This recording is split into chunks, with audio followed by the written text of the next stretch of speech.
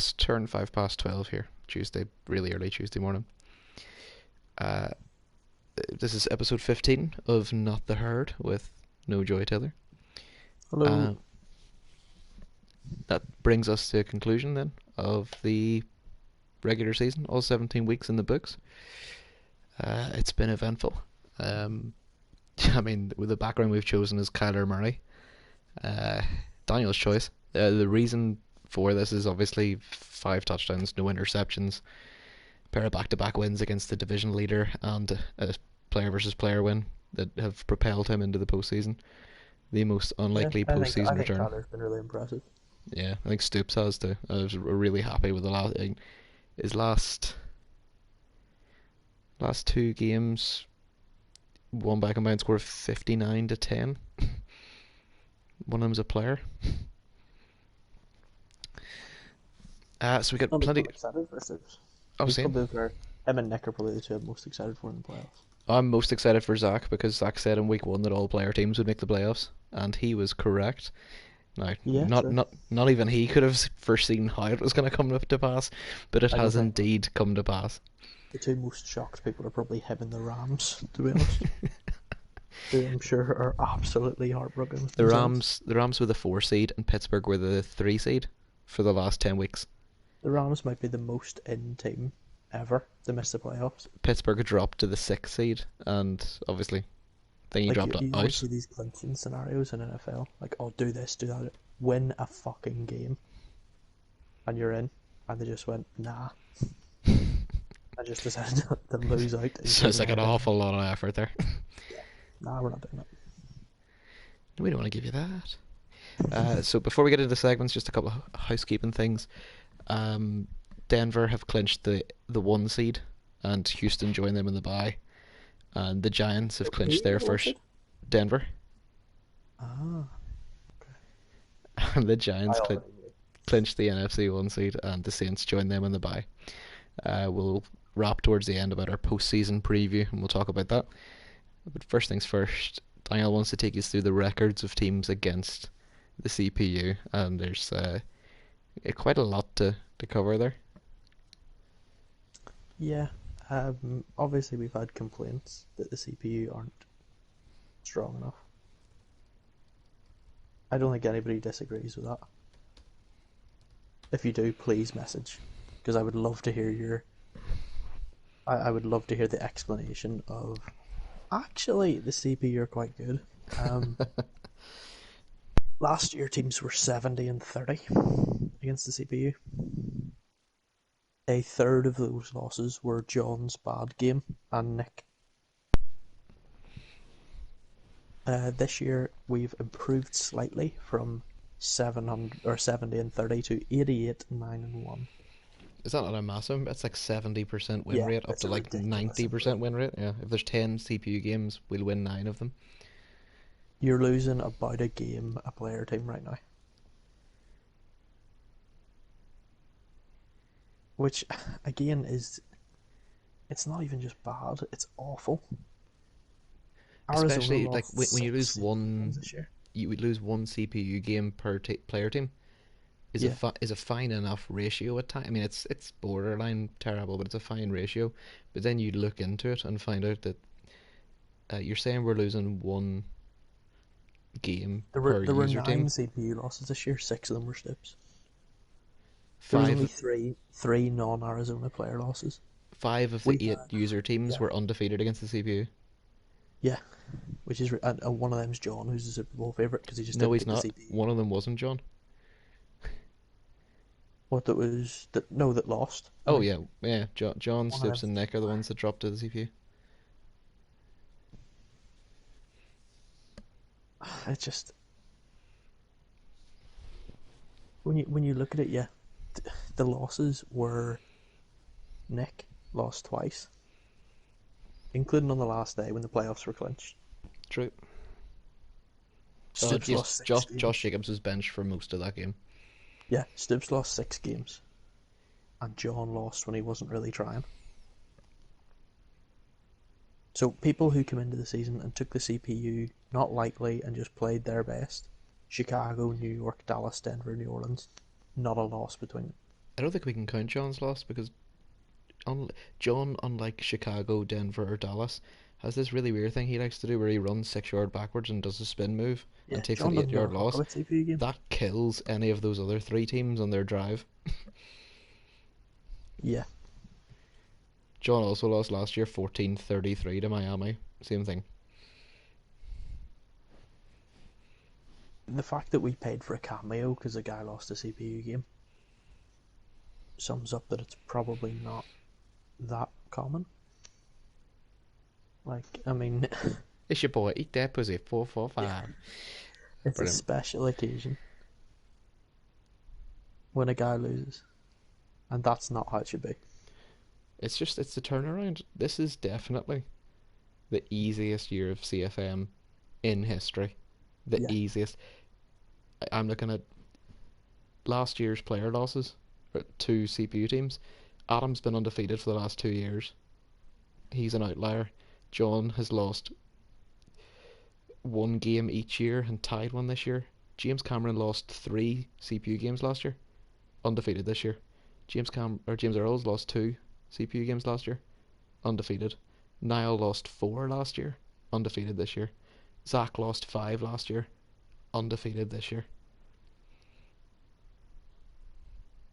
well, thank you for making my points for me. Yeah, So that's both James's, Zach, and Niall lost a combined total of 14 CPU games last year. So about three each. None this year between the four teams. And that's teams with Justin Herbert, who's an MVP candidate. That's a team that in Chicago that just has no offense and can't get any offense going. It's a team like Dallas, who is paying its stars far more than Chicago to produce again questionably on offense, and Denver, who has a quarterback that throws four passes a game, likes to run around, take sacks.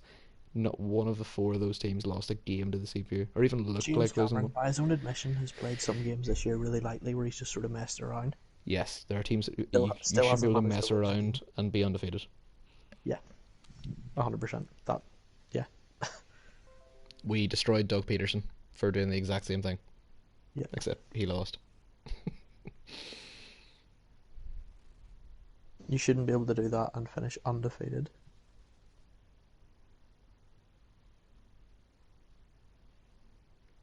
Because I would argue It's that ridiculous, to be brutally honest. it's it warps the league slightly because the guys who are going undefeated are the out of those teams. If you discount James Cameron, out of those four teams I mentioned, the others, James Earls, Zach, and Niall, all have four player losses in the last 2 years. See, It that's the thing. That it makes you really soft to that. if the undefeateds were Zach, Niall, John, Adam, and everybody else was going like 12-4, 9-7, or sorry, 12-4, 10-6, then you could see a little bit of a discrepancy. But I'm gonna throw the CPU PvP graphic into the meet chat yeah, actually, so please do. guys have it for tomorrow, because some of it Every guy who takes the looks league frightening. seriously and takes CPU, well, not the league seriously. John does take the league seriously, He does. Well, but he does guys who now. We're take in week every 18. guys who take every CPU game seriously, every one of them's going undefeated. And some of their records are not trash. I think there only is really two PvP records on that list that are trash. They're the two without wins. Because Stips is 3-3, that's okay, and James Earls is 5-5, that's also okay. Yeah, No, come on, 5 defeats is big, but as much as you think 5 defeats is big, 5 wins must by proxy be also be big. yeah. No, five wins is pretty impressive. But I mean,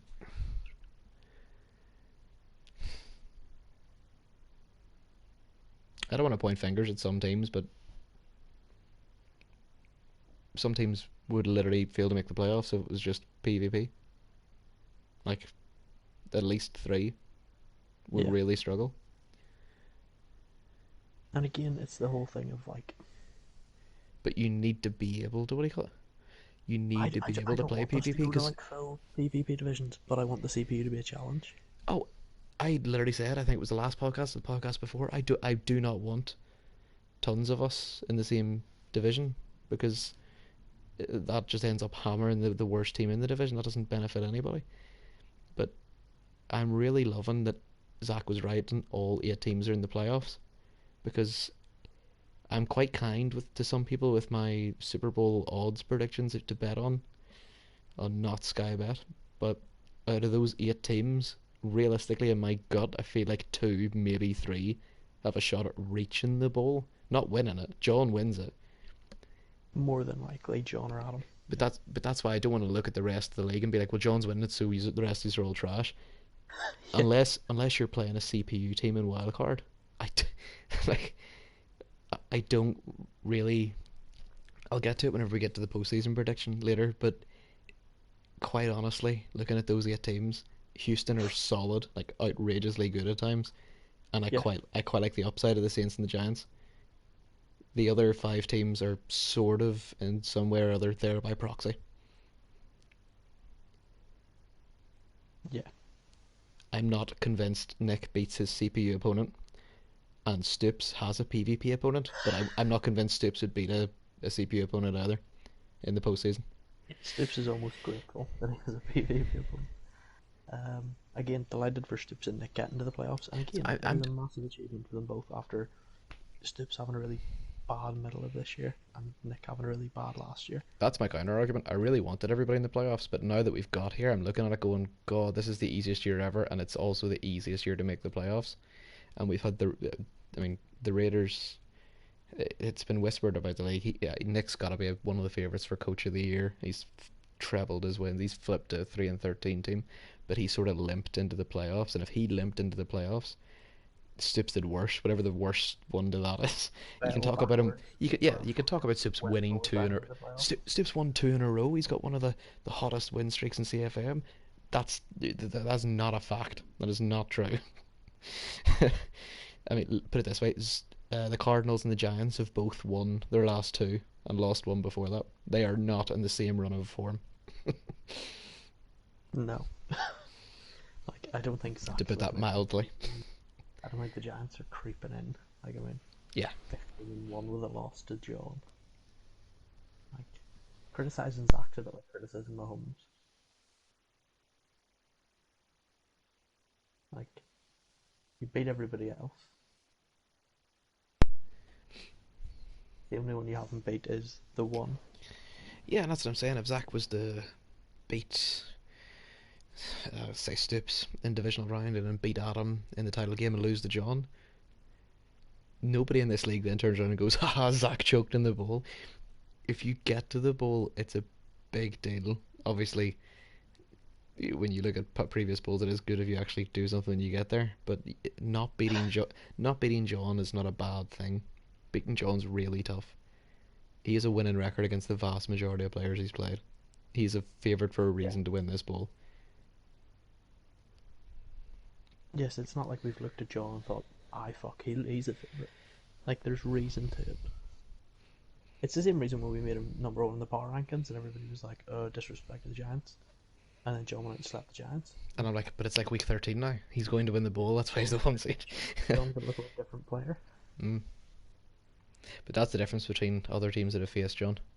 And I mean, last year's Super Bowl and probably the last 2 or 3 times Adams faced him. The difference now between recent games against John and that is, despite the fact Zach hemorrhaged a whopping 52 points, he scored 28.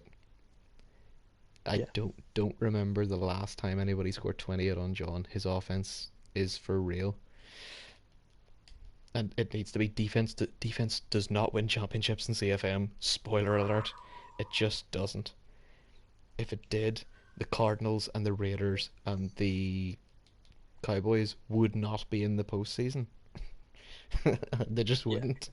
Apologies for the breathing. I've just taken my inhaler, guys, and I have no button again to mute my mic temporarily.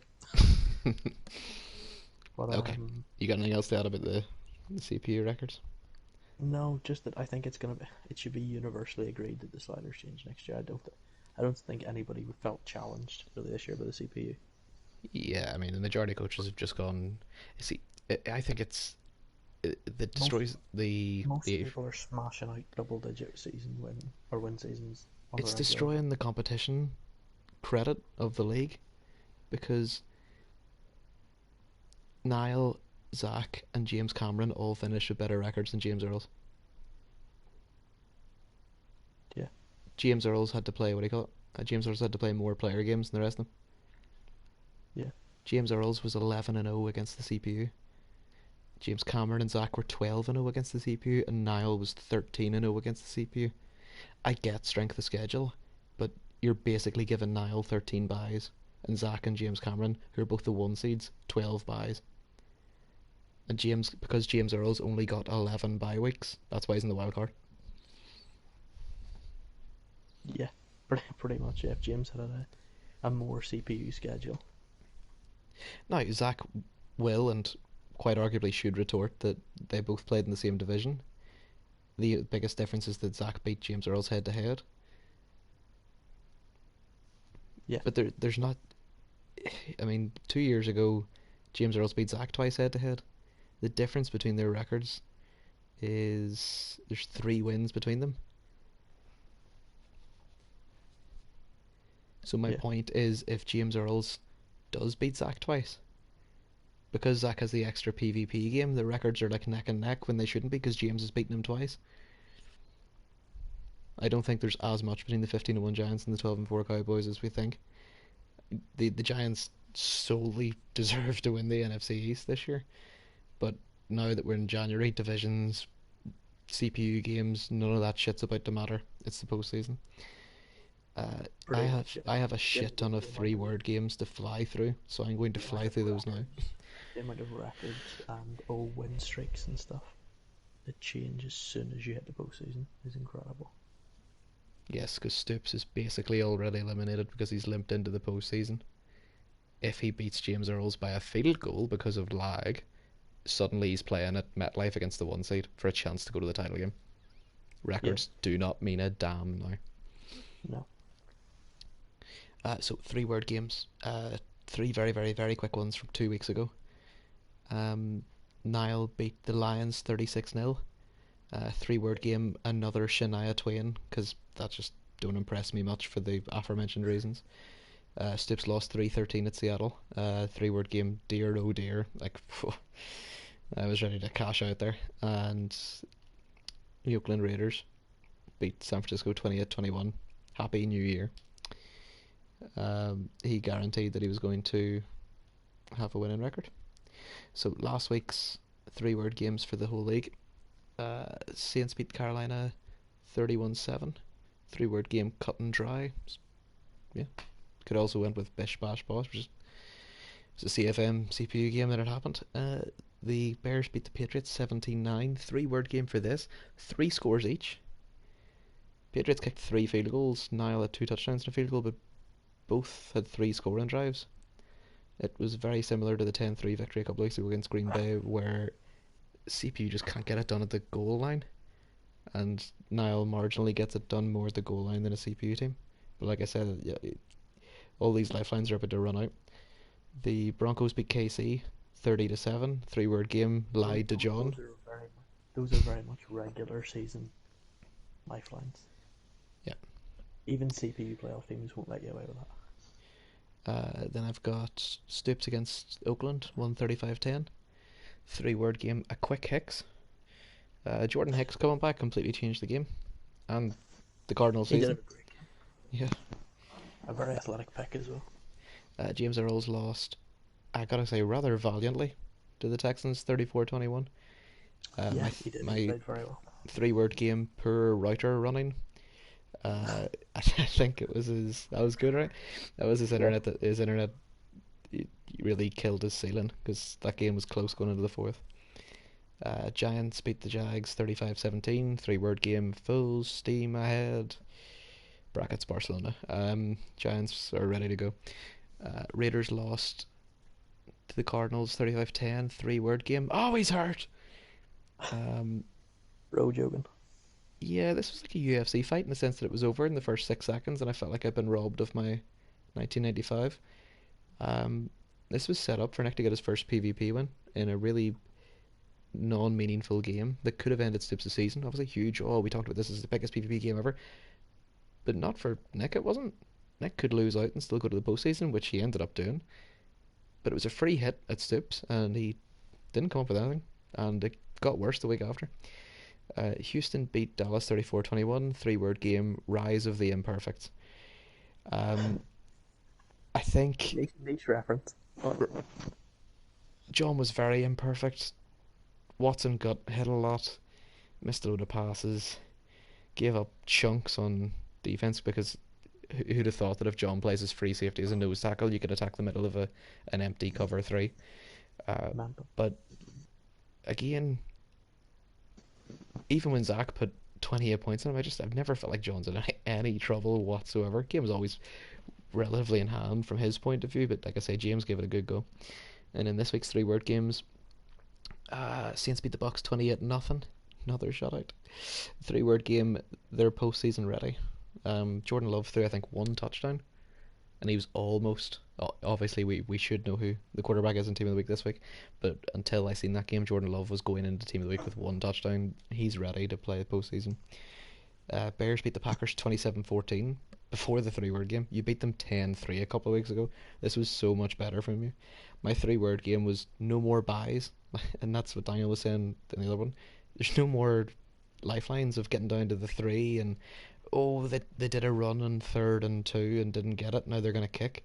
John's fucking going for it in fourth. Adam's going for it in fourth. Zach, John's picking it up the third. I was about to say, knowing Zach's offense, Zach's going for it in the third and getting it in the third. You can't Zach's afford getting to. first in the 40. Bend don't break is an absolute fucking myth against PvP teams, and it's gonna hit four of the teams in the postseason like a shovel. Denver versus Jacksonville. Denver won 56-10. Three-word games. It's just a week 17 summary. Everybody scored like 50 points in the last week. None of it was really that impressive. Everybody played spinner blitz on defense, which is why everybody conceded about 20 points as well, just to get the ball back and score. Loads of records went down. I didn't track most of them. They mean nothing. Uh, Arizona beat the Rams 24-0. Three-word game. The greatest escape. Yeah, the Stoops has Rams are still in escaped. the playoffs. I was about to say Stoops escaped from staying at home, and that somehow the Rams have fallen out of the postseason. Unbelievable. The most impressive thing anybody did in Week 17. I'm going to get to Herbert. I'm not forgetting him, but what the Cardinals just did blows my tiny mind. Dallas beat Washington 28-10. I need you to talk about this because my three-word game is did not watch. Um, no, I switched it on, and it was like halfway through the first half. It was nil each, and James was recovering a fumble for a big touchdown. So I literally only see the game at nil each for like 2 seconds. But if you check the clock, it had been nil each for ages. Clearly, Dwayne Haskins was doing enough to keep afloat against what is halfway between an elite and terrible Dallas team. They won 20-10 in the end, had to kneel it out. Feel like if they would have lost the game without Laviska Shenault. What did you see different? They were alright. Again, it was just a case of get the win. Get the win and get out of there. Well, the win means that There was nothing special, but there didn't with need to be. after the Stoops result, we knew that James was getting a PvP game anyway in wildcard. It's also James's first ever wildcard game, so that's going to be exciting. But with that win, he avoided Nile. He was sent himself to Arizona. Giants beat Carolina 57-21. This is literally every week 17 performance ever. I'm going to play Engage 8 all the time to let the CPU score so as I can get the ball back because, well, Teddy Bridgewater was sacked 9 times for Christ's sakes. Wait, was Engage 8 used?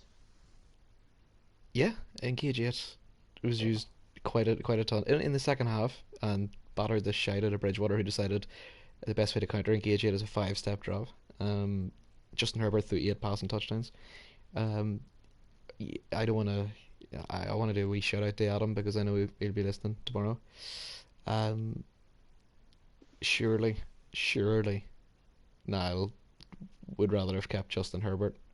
In a throwaway game, Herbert finished with 487 yards, 8 touchdowns, and a pick, and 18 rush yards. 19 for 27 is probably his best of the year. QBR of 137. He can just score at will against the CPU or against PvP. He looks a gem, and he will be on everybody's minds coming up to NFL awards. Um, I'm gonna leave the Raiders one to the end because I'm gonna go spare at them. Houston beat Cleveland 30-27. 3 word game. Book Monday off. That's my advice to Texans fans. Get the Monday off after the ball because you're gonna need to sleep it off. Because you'll be Um, staying. yeah, I mean, marginal disrespect to Denver and the rest of the Plus, NFC at large, but COVID doesn't exist in Madden, so you'll be having a big open top buster as well. true. Oakland lost 7-21 to the Chargers. 3 word game. Anthony Lynned yourself. Like, got down to the Raiders D class. It kept the Chargers to like 0 points up until the 2 minute warning in the first half. The Raiders D, Nick, your D is seriously improved. Your special teams unit is the best in the league. I don't mind spoiling my Pro Bowl announcement, which is coming up later, and saying that I voted for AJ Cole as the punter. Um, Literally, he punted was at least one inside the 3 against the Chargers, and another couple inside the 20. Just an unbelievable difference maker, and it really matters in a PvP game against anybody bar John because John won't punt. Tube. But anybody else, you get 4th and 15 will punt, so you need to be able to dominate special teams, and you do. But your offense marched it down into the Chargers' red zone. You called a spike by accident on 3rd down, On then fourth down. no on 3rd down, timed out Ah, with your final timeout, called an RPO, threw the RPO behind the line with 16 seconds left, and then got up to spike the ball in 4th and 3. Then you spiked it, which obviously turned it over to the Chargers. This was just after a 14-point swing after Derek Carr had a terrible fumble. I could also have gone with terrible car crash as my 3 word game, but thanks to Andy Reid's son, I thought I would stay away from that. I thought just it was disjointed. I think you went into your depth chart 4 different times in the first half to bench Jacobs and also to decide to bring him back in. Just really disjointed week 17 performance, which is good because no one will ever talk about it ever again because it's week 17. If you beat the Bills, you've had a great season. If you lose to the Bills, it's like, uh-oh. But yeah, you're going to the Ralph in wildcard weekend, and it is a big game where you've got Robinson, you've got Carr, you've got Dorsett, Darren Waller, Josh Jacobs, and they need to ball out. Simply need to. yeah, it's a big game for the Raiders season. Yeah. Because if he wins it and then gets knocked out in divisional weekend, we're like, that's coach of the year material locked on. Yeah, mixed Raiders feel a wee bit like Kevin Stefanski's Browns. Yes. Get in, win a playoff game. If you go no further, nobody cares. Nobody minds. You've done great. In But fact, if it's he very similar to Kevin Stefanski's Browns because I think Nick should get Coach of the Year as well. if he loses to the Bills, it's the same playoff wins as he had last year when he went 3-13. As harsh as it sounds. Yeah. Like factually, it's the same number of playoff wins. But No, but he's had a better season. yeah. So I have one rant point before we go any further as well. Just on the I've gone through my other points here. Slants. We've all seen slants, right? Before, conceptually, physically. I know the vast majority of people listening to this call have seen the Super Bowl and slants were thrown in that game at some point. I also know that the vast majority of the group have been to flag football training or kitted football training and are aware of the concept of a slant route. The number of slants in week 17 that I seen that were thrown from the X position that were called the dead. It's like, oh cool, look at the glitter ball. Oh shit, I was covering him. We're in week 18 now. You cannot throw a slant 15 minutes into the progression because you're sacked. And if you don't believe me, And I will, or John will run after it and pick it. The number of lazy slants, and I'm talking about at least 3 teams in week 17, that just held onto the ball for. Go and look at how many sacks your quarterback took in week 17. That tells you everything. That held onto the ball for 15 minutes while their receiver tied his shoes, did a route, crossed midfield, crossed the right hash, got to the sideline, and you threw it in stride, and he just about kept it in. At least 3 of you in week 17 and more the week before. Really lazy slants coming down to the end of the year. It's going to bite you. And you're all going to look at me because, oh, well, John's going to win the ball anyway. some of you are sleepwalking to death in the wildcard round, and it's such a simple route. It's frustratingly simple. Yes, I know I threw it. yes, everybody used to have a dig at you with slants, including me, because it's all you threw. But at least you threw them on time, not in stride or anything like that. You threw them before they hit the first hash mark, because that's where you throw a slant. After that, Yeah. what you're running is just a deep, delayed, lazy cross. Far too many people are throwing Uh, John Ross slants. if Or they throwing worked, Michael the Chiefs would Thomas have slants. repeated. And it does not work against player teams. Daniel's saying if anybody wants to retort on the CPU point, you can in the chat. Nobody is to retort to my slants point. I don't want to have to go into my week 17 footage that I watched today painfully from 8 o'clock till now and pull out clips to show you because they're there. And I will name and shame if you step to me. Do not challenge me on this. You're all basically terrible at throwing slants. Jaden Hasselwood exempt.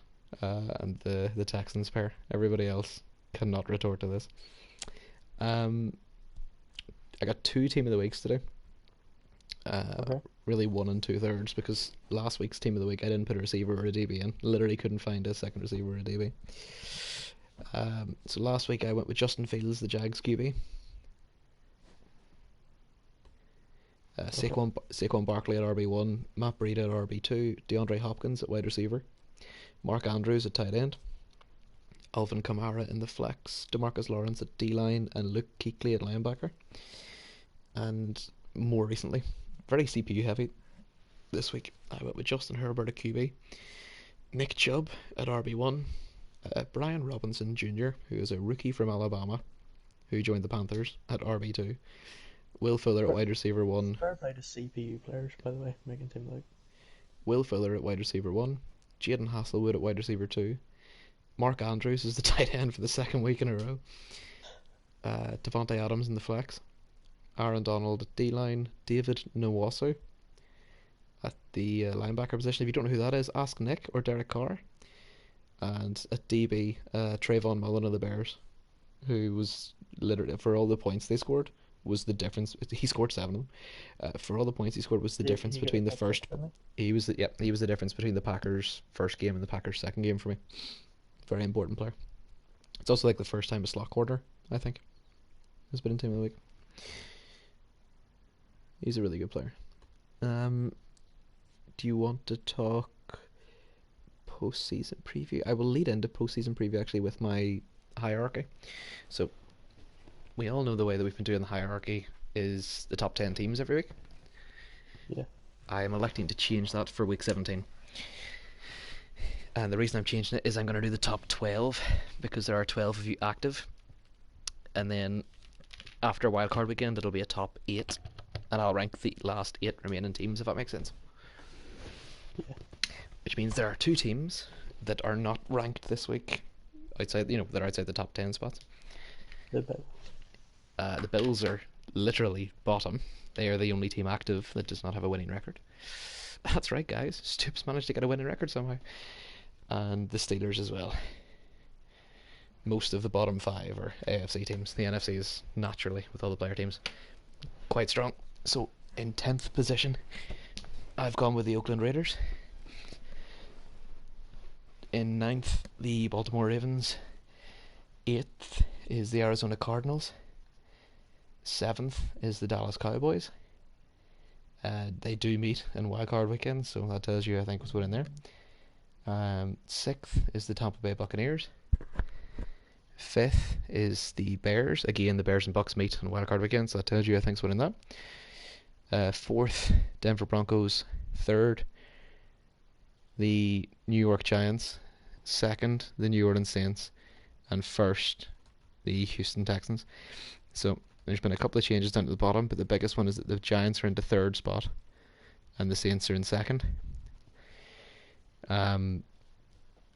Defense, I did say earlier on that defense doesn't win CFM titles. Not on its own. No, but it's nice to play some defense sometimes. I'm moving the Saints into 2 because I'm not. Everybody picked the Chiefs to win the bowl on Sunday. That everybody that I'd spoken to was massive Chiefs fans. Chiefs by 4, Chiefs by 14. Oh, they're gonna do a big comeback at halftime, even when the game was going on. And when the Giants do what the Bucks did and shock the world, then I'll hold my hands up and say I'm sorry I didn't put you in the top two going into the postseason. But yeah, I'm playing numbers, stats, facts, what I can see in front of me. And I'm putting the Saints in two because I know the Saints can defend, and I think that while the Saints offense is an 8 and the Giants is a 9.5, the Saints defense is an 8.5 and the Giants defense is anywhere between a 4 and a 7. Yeah, And there's a big much fluctuation in the Giants day week to week. also, and I like Zach's 6-4 against players. Yeah. I think there's about two matchups that Zach is an underdog in, and he's a not whenever he's a favorite, he's a strong favorite. I think a lot of people like, and he's a favorite against Niall if he comes up against him. Everybody was like Niall deserved to win that game, and it was really close. I mean, the last 5 weeks I've seen Zach get better, and I've seen Niall stagnate. So, looking at it, I think the power rankings stand for themselves. Zach is an underdog if he plays the Saints or if he plays the Texans. Zach should batter anybody else, but Zach doesn't play any CPU teams this offseason. The only way he can play a CPU team is in the divisional round if the Bucks beat Niall. If Niall wins, Zach will get the winner of the Cards and Cowboys, and then obviously he'll get the winner of by proxy. For Niall would have to win. He'd play the winner of Adam or Niall, and then play John. So Zach is probably going to have to, unless the Bucks win, Zach gets his Taylor Heineke moment. But if not, he's going to have to go Breeze, Rogers, Mahomes. He's going to have to go through 3 player teams to win it all. More than likely, unless something shocking happens. Whereas Adam also definitely. That's why the Texans are so far above Saints and Giants in the Sky Bet thing, because the Saints have to play player teams the whole way through. Again, unless the Bucks were to beat Niall, and then the Bucks were to go on and beat Zach as well, there's no chance. Zach can't meet a You CPU imagine team. how nervous Adam would be if the Bucks got the title game. I'm telling you right now, if the Bucks beat Niall and the Bucks beat Zach, I will make the Bucks a favourite going into the game against Adam. Well, yeah, they'll just slap back to back Yeah, player teams. that's concrete. That the earliest that Adam can meet a CPU The team is the games title just game, get fed up. and it's so rare for that to happen. So that's the rankings. Let's talk postseason prep. Um, have you got the postseason? It should be in the meet chat somewhere. Have you got the postseason in front of you? I can do, yeah. So rundown for those listening. AFC is number 6 Pittsburgh at number 3 Baltimore and number 5 Oakland at number 4 Buffalo. And Yep. waiting for them is Denver at 1 and Houston at 2. Number 6 Tampa at number 3 Chicago. Yep. Number 5 Dallas at number 4 Arizona, and waiting for them is number 1 New York Giants and number 2 Saints. So initial thoughts primarily on wildcard weekend. I've tried to get some interesting tidbit about each game. I think Steelers probably beat Ravens. I think. I hope Nick can beat Bills. I think he can. It's just whether he will or not. Hmm. I think Niall beats the Bucks. I think quite clearly. I don't think it'll be close. And I think James Earl's edges Stoops.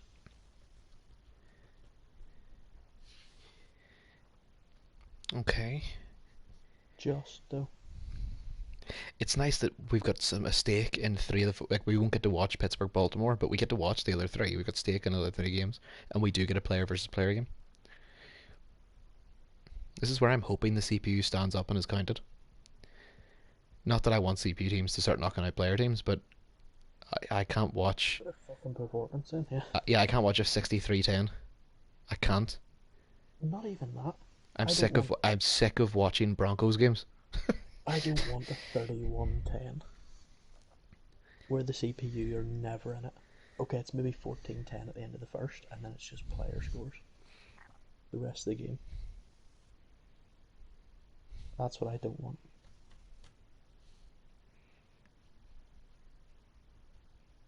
But I don't think that's necessarily going to happen. I'd like to hope the Bucks will put a shift in. Who do you have winning Steelers Ravens? I was about to say I'm about to give the non-Vegas odds for each game. Steelers Ravens is definitely the hardest to call. Um, the only one of these games that you really have serious like historical stats on is the Bucks Chicago, and it's the one that I feel the most comfortable with calling. Yeah. Um, so Niles one and Although one. to be fair, Nad's been here before against the Bucks and beat them before. Niles 1-1 against the Bucks in the wild card. The game he lost was like 27-21, and the game he won was 35-6. He hasn't played them this year. They're pretty solid.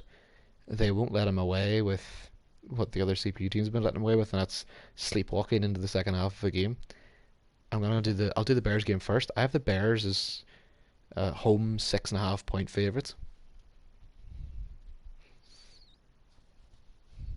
Fair. They got I'd mo- maybe have them heavier. I can't I will not. I'm trying not to have teams heavier than 7 points. This is not the regular Okay. season where I bet Dallas by 28. The Yeah. biggest I'm gonna give you is like 10.5 is the biggest win margin. Like say 10 points is probably the biggest. Adam against the CPU is 10.5, so I'm giving Niles 6.5 home favorite. Yeah, I expect now to comfortably beat them.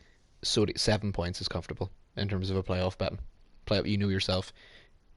The wild card games against the CPU you can win like 50-10, but anything after that starts to be like 5 points.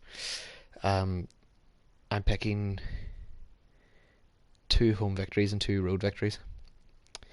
Okay. Um, what game do you want next? Steelers Ravens. Giving the Steelers 1.5 point road favourites. They split the series, so far as I'm aware, in the regular season. Pittsburgh was top of the AFC North for most of the season. It's hard to know because we're not actually watching the game because Baltimore, like Lamar Jackson, has a tendency to just run around and get sacked. um, Annoyingly, so I played him 4 times.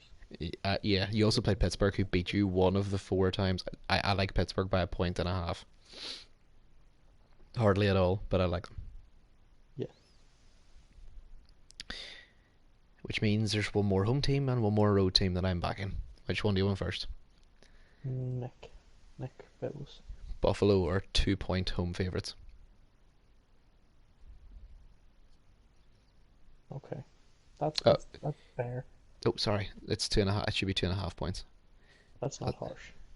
no, Buffalo to be favoured by a field goal, with a Nick team that can't score more than 10 points at the minute, because Buffalo will score more than 10. Prove me wrong. I really got like, I really want Nick to win so badly. Yeah. The NFL's better when the Raiders are winning playoff games, Yeah. and it's my boys. It's Carr, it's Jacobs, it's Allen Robinson. Literally, Philip Dorsett's still there and had a monster game. Uh, in the last game there. I couldn't put him in team of the week. I had Devontae Adams though. Thought Devontae Adams had his way against now. And Philip Dorsett, despite having a great game, had one fumble right at the death. Which means the last game's Dallas, Arizona. I'm making Dallas 4.5 point road favourites.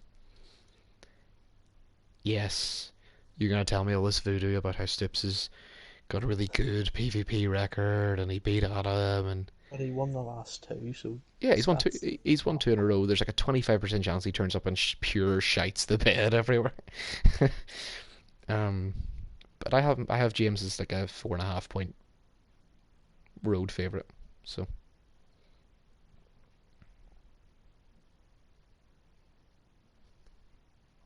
That's yeah. Again, we all like Stibbs and we all like James, but James is at home. James has been more consistent. Stoops, if Stoops gets beat, it's a bit like Nick getting beat next week. If Stoops gets beat, he can be like 9-7, Kings of the West. Holy shit, we managed to do it. Coming back with two division titles in my pocket. If James loses in the wild card, it's like fuck sakes. You've been the 2 seed twice, and now you're in the wild card. James can't win a playoff game. You've got Zeke, who's like the fifth most highest paid back in the league. Dak, who's been a team of the week. Cooper and Chenault, who are punching just below Hopkins and Fuller in terms of like the top two tandem in the league. If you can't beat a team that didn't want to go to the playoffs and called game in his own games a quarter in, I don't care. Lag? I don't care if it makes you play like fucking Left 4 Dead on one screen and Madden on the other. If this game isn't competitive, I will break COVID regulations, drive to your house, and kill you. This is mental. It's only 4.5 points. I literally have Niall as bigger favourites to beat the CPU. It's not like James should walk the game, but if we're getting down to the 2 minute warning and James needs to get the ball back off Stoops, I'd be like, what the fuck has happened here? Outside of Christian Kirk, nobody in that offense is guaranteed to turn up and play their best. Basically, outside of Zeke, everyone in Dallas will turn up and play their best. Also, Dallas are starting to do things in defense now as well. Just start playing Zeke as a slot receiver in a corner. James's It's biggest weakness is that he doesn't scout other users, which is good because if you do scout Stoops, you go mad trying to work it out. because you do homework on what he did last week, and then he comes out and forgets what he did last week and just does something else. It is literally, it's the, I'm going to call it the whirling dervish game. It's the one that we're all going to tune in for and we're all going to want to party just to see what the fuck actually happens. I hope I haven't humped too much pressure on James, but you must know yourself. If you lose, it'll be your fourth year in the league, third postseason trip, zero playoff wins. And not only that, it's a bit like the Brady Mahomes thing. You'll have zero playoff wins, but you'll have just given Stoops his first. Yeah. That's why it wouldn't have been, if James had a loss last week, it wouldn't have been the worst thing because he gets to play Niall and Niall beats him. If James is the sixth Niall's seed, been it's to the like, pool. yeah, Niall's been to a bowl. He's beat you before. You beat him earlier in the regular season. It's not the end of the world. Yes, you still haven't won a playoff game, but you go again next year. If you lose to Stoops in the wild card, when this should have been the Rams, I mean, I would love to make fun of you for it, but I'm not going to get to because the chat will be so full that you'll just mute your. It'll not be me. Everybody will pile on. This is. It's a bit that you're in the same situation as Nick as well. If you beat Stoops, doesn't matter what happens in the divisional round. Who are you playing in the divisional round? You're gonna play Zach. You're gonna play Adam. I'm gonna make them both like 9 point favorites to whap you, which is fine because you'll have won a playoff game and you're a 12-win team. But Yeah. you cannot drop this. Uh, I mean, the least pressure is actually on Niall, and I'm going to circle back around to that. Nick and James Earls cannot drop these games. The least pressure is on Stoops because we're still amazed that he's there. Yeah, we had to sim to find out. There's hardly any pressure on Niall except pressure he puts on himself. If Niall loses to Tampa, I won't walk him. I swear to God. And you're all going to be like, oh, you will. He lost the SCB team in the wild card. He's done it before. People are thinking he's going back to the bowl. I have said since week 2, this Bears team doesn't know what to do on offense, doesn't have good enough players, doesn't have an idea of how to make them good. If they get beat by Tampa, I'll be like, there you go. I literally called this. They can't win big games like that. They have illusions of going back to the bowl and not disillusions. They have illusions because I mean there are things they could do to change it. But the Bears, after the last 2 weeks, the Bears are in the same box for me as the Raiders. You need to change things. You're not going to change those things before the off season. Like no one reinvents their team in week 18. You are what your team says it is. You're going to Yeah. beat Tampa Bay. Like, you're going to beat Tampa Bay, and you're going into the divisional round and come what may in there. The only thing that's scaring me a wee bit is that if Niall wins, he gets Adam, and Adam's had this playoff match circled on the calendar since last year, Yeah. and I don't know if Niall has the tools to box with that match. Mm, I don't know. I think it'd be an interesting game, but Adam would be the favourite. So if we go with our winners, Bears are through to face Adam. I don't want to say Adam curb stomps him because Adam will play emotional and try and rack the score up, and that might play into Niall's hands. But I can't see any other winner by the Saints. For the divisional round, I think if James Earls wins, I don't think there's anybody else apart from maybe the Eagles or the Washington football team that Zach would rather see come up the driveway. Ha! Yeah. There's that guy that scores 13 in me again. Brilliant. Because Zach, it's a perfect warm up for Zach. Because I think Zach and Adam win their matchups, but Adam has to go through a ball buster where Adam can't lose. Because if Adam loses, Do you know who it lets off the hook? Who? Lag.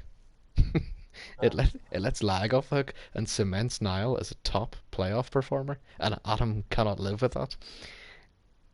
And Zach is going to, with one hand, keep James Earls at bay, and on the other hand, I don't know, he can eat his dinner, he can do whatever the hell he wants against that Dallas team. So Zach's going to walk into an NFC title game that he hosts after not really expending any kind of energy, and Adam's going to be in an absolute bloodbath where he probably gets out the other side of it. The one thing that worries me about Zach, and this is why Stoops' odds have slashed from 150 to 1 to 33 to 1, if Stoops beats James Earls, I'm yeah. going to make Stoops a favourite to beat Zach because Zach hasn't seen Stoops before, and there's a chance that Stoops beats James Earls, beats Zach, and then Adam's already publicly said he doesn't want to see Stoops again. There's a chance that we get John and Stoops in the bowl, and I'll cry. We'll go on. It's Because if he beats him, Stips will kill him. I no no I'll make Stoops the favourite to beat John because Stoops will have beat James Earls, knocked off Zach, got Adam a second time, and Stoops is too feared to actually beat Stoops, or John is too feared to beat Stoops at anything. John will roll over and get. John's already won a bowl. John doesn't want Stoops to kick his head in. Stoops is going to win the Super Bowl at 9-7. It's going to be amazing. I In would the love that, but I just don't see it happen. AFC, I'm sending the Pittsburgh Steelers to Denver, where I probably won't watch. I think James beats them by about 50. I'll make James like a 10-point favourite. And John's going to host the Bills, who John's going to beat by about 3 as he straddles the fine line between not showing all of his pieces and narrowly beating a CPU team. Yeah. And then Texans beat Broncos because Denver were given a 16 game slate. I made Denver the favourites, by the way. My preseason prediction was Denver to be in the Super Bowl for the AFC.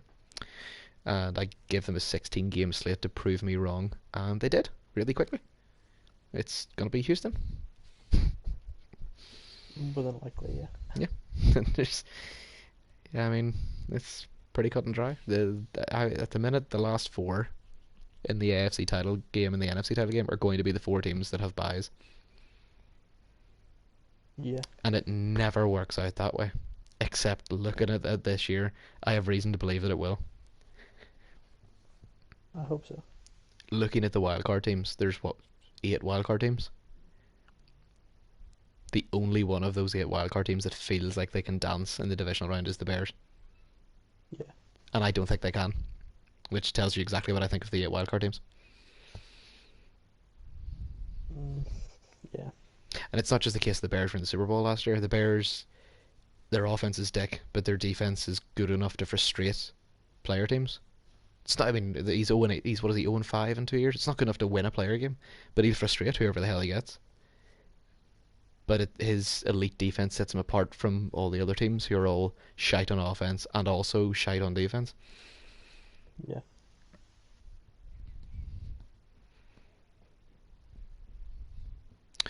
So who's in the Super Bowl and who wins it?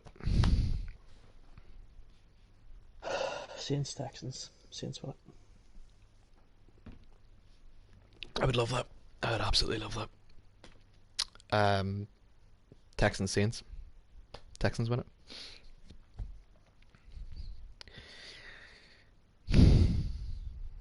I can't see another winner other than the Texans. And I would love the Saints too. Yeah, it'll be close. No, my call for it is Texans 31, Saints 17. Ooh.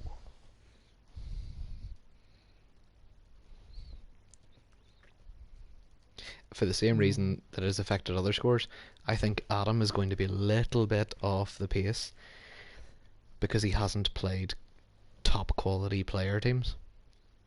he will have though to get to the ball. Will he? Yeah. The only one he'll have played, if he plays him, will be the Giants. And the Giants is absolutely no preparation for John. Suppose.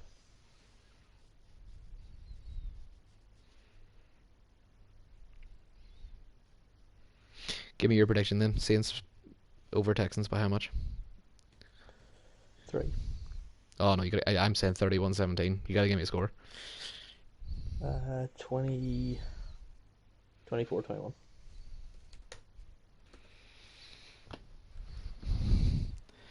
Alrighty.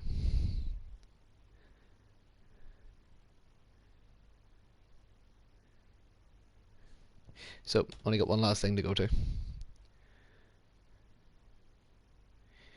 and that is to announce the CFM Hall of Fame.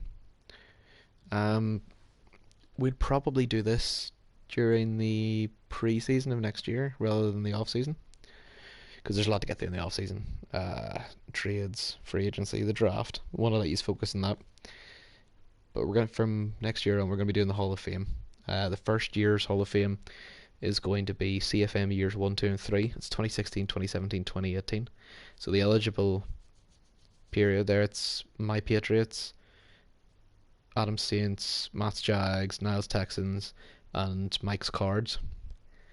All those players I'll be putting up shit tons of stats, achievements, trophies for the Super Bowl, title games, division winners, overall win loss record, touchdowns, interceptions, sacks, quarterback ratings, cumulative and single season for those 3 seasons, and we will elect people to the Hall of Fame. And then from next summer, we'll do the year 4 one. So the first year's eligibility is those 3 years that were played in the old one. And then the next year is just we'll do 1 year at a time going forward, so as it continues for all time. So this preseason coming up is going to be that trio of years.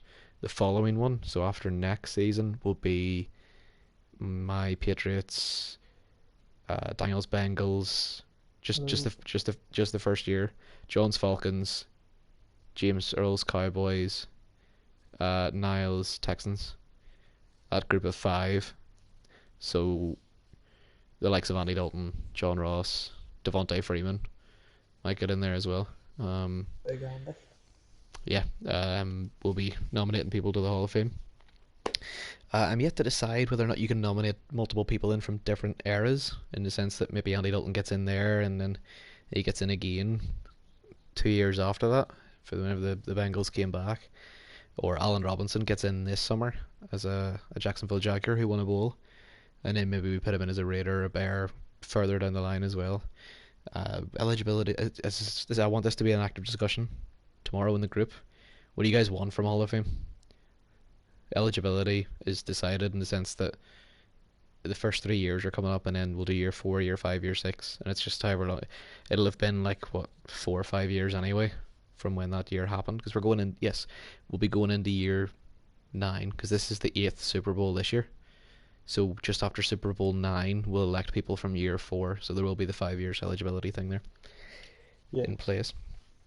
As for how many people go in per year, like for example, if we had Brady, Breeze, and Bortles from this first crop, do we put 2 QBs in each era? If so, if we put Brady and Breeze in, do we then get a chance to re-elect Bortles the second time around, or does that just mean he misses out forever? Like I say, I want that to be an active discussion. I want you guys to figure that out. Like I say, I've got stats for pretty much any passer, rusher, receiver, vast majority of defensive stats as well. So no one's going to be left out. Kickers and punters. Kickers and punters will definitely be left for dead. Unless it's 2019. I don't think I have stats for any kickers or punters. And if you want to know why that is, some people stopped punting, so it didn't seem to make sense. Yeah, so we'll be doing the Hall of Fame. We'll be talking about that at large, I'd imagine, tomorrow, and we'll be sorting it for after the Super Bowl. So between now and the Super Bowl, we've got wildcard weekend. At some point tomorrow, can guys tell me when they're going to be playing their wildcard games so I can try and be as free around them as much as possible. Not just to watch them, but if you tell me you're playing on Wednesday, say Tuesday night, I can get some stats, make a couple of sick graphics, put them up, etc., etc., etc. And especially the PvP games, what I hype those. So it's wildcard weekend, divisional weekend. Got to do the Pro Bowl. Got to announce the Pro Bowl. I'll be announcing the. Obviously Adam announces the the Pro Bowlers and stuff for awards night. Awards night, I assume, will be a Zoom call again, and it'll be between the title games and Super Bowl. And Daniel will also be heading up Media Week at some point in that week as well. Daniel, is it true you also want to do Media Week for the title games? Is that still a thing? Ideally, yeah. Okay, so we'll be doing title game Media Week before the title games. Then we'll do the title games. Then we'll do the Pro Bowl, which is we'll do awards night, and Adam will announce the Pro Bowl. After this call, this is ending. This podcast will end in the next 2 or 3 minutes. I'm going to post up the first team and second team All Pros. These were selected in week 12, so whenever the Pro Bowl votes usually close in the NFL's week 12. So there will be some people that play running back for the Saints that picked up down the stretch that are not first team All Pro backs. This does not mean they weren't the best. This just means that they weren't the most noticeable through week 12. So I'm going to post those teams up. Now everybody's got somebody in somewhere as well, which is nice. So I'm going to post this up. Daniel, anything else you want to finish on? No, I'm all good. Oh. When's the next edition of your pod and who's on it? James Cameron, next couple of days. And can you leak any topics to us? No. Okay. I Well, don't know them yet. oh right, okay, no worries. So Yeah. that's been an absolute blast, guys. Hope you all look Really forward to is. listening to this on Tuesday. We'll get catch up yeah, in the late afternoon, I think. We're up early tomorrow. We've got dentist appointment to go to, which is why we're doing this now. So chat to you tomorrow.